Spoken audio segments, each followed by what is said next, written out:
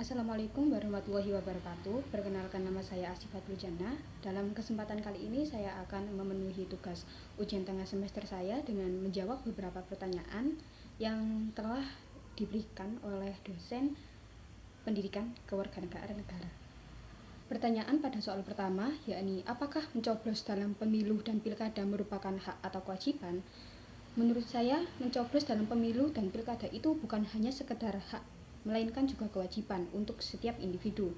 Karena jika ada hak, sudah pasti ada kewajiban juga. Di mana di sini hak-hak pemilih itu diatur dalam Undang-Undang Nomor 7 Tahun 2017 tentang Pemilihan Umum. Dalam undang-undang tersebut disebutkan bahwa pemilih adalah warga negara Indonesia yang sudah genap berusia 17 tahun atau lebih, sudah kawin atau sudah pernah kawin.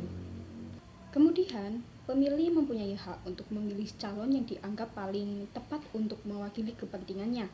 Sebagai warga negara yang baik dan bertanggung jawab, setiap warga itu mempunyai hak dan kewajiban untuk ikut serta dalam pemilihan umum, yang mana hak warga berpartisipasi dalam pemilu atau pilkada merupakan inti dari demokrasi itu sendiri.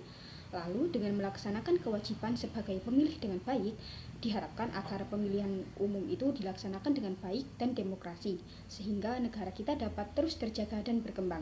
Adanya pandemi COVID-19 tidak bisa menghalangi masyarakat untuk ikut aktif berpartisipasi dalam pemilu atau pilkada. Lalu soal yang kedua, yakni bagaimana kondisi penegakan hukum dan HAM di Indonesia di tengah globalisasi dan revolusi industri.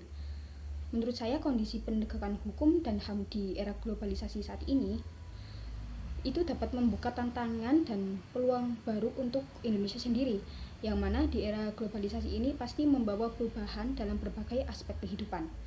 Tantangan yang ada pada kondisi saat ini tak lain adalah adanya perubahan sistem hukum tentunya, lalu proses penegakan hukum dan HAM yang mengalami ketimpangan, dan juga dampak revolusi industri yang membawa perubahan sangat signifikan dalam berbagai aspek kehidupan, entah itu dalam HAM ataupun hukum. Dan hal tersebut harus ditangani dengan serius untuk menciptakan hukum yang lebih adil. Lalu soal yang ketiga, apa solusi dari saya sebagai siswa untuk menghindari kecurangan atau ketidakjujuran dalam pembelajaran maupun ujian? Solusi dari saya sendiri, yang pertama itu siswa harus sadar pentingnya akan kejujuran, tidak dalam pendidikan saja tetapi juga kehidupan sehari-hari, karena hal itu sendiri dapat berpengaruh untuk kualitas diri kita ke depannya atau diri mereka.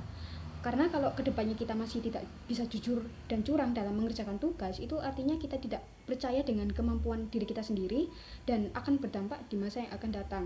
Tidak jarang juga sekarang banyak mahasiswa itu sering joki tugas. Nah, itu sendiri juga termasuk perbuatan tidak jujur. Kan karena yang mengerjakan tugas itu bukan kita, melainkan orang lain. Dan masa iya kita terus-terusan harus joki dan bergantung untuk orang lain? Iya, kalau sekarang kita masih kuliah atau sekolah mungkin tidak terlalu nampak ya efeknya, tetapi nanti kalau kita sudah terjun ke dalam dunia kerja, baru kita merasakan itu. Kita mungkin jadi tidak tahu apa-apa. Lalu pentingnya untuk memilih pertemanan atau lingkungan yang positif dan membawa pengaruh baik untuk kita. Percaya atau tidak, itu juga berpengaruh sekali. Lalu soal yang terakhir, bagaimana kita mewujudkan integrasi nasional di Indonesia dengan masalah primordialisme yang masih kuat? Identitas nasional dan integrasi nasional itu saling berhubungan erat, yang mana identitas nasional itu sangat penting untuk dipertahankan dan mempertahankan integrasi nasional. Di Indonesia masalah primordialisme itu memang masih sangat kuat adanya, yang mana primordialisme itu adalah konsep yang mengacu ikatan suku, agama, ras, dan daerah, dan hal itu masih kuat dalam masyarakat.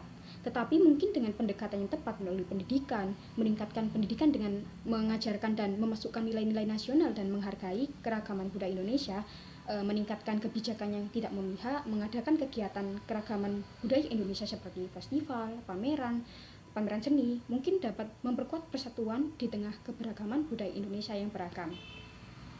Baik, itu saja yang bisa saya sampaikan untuk menjawab soal-soal ujian tengah semester yang telah diberikan oleh dosen.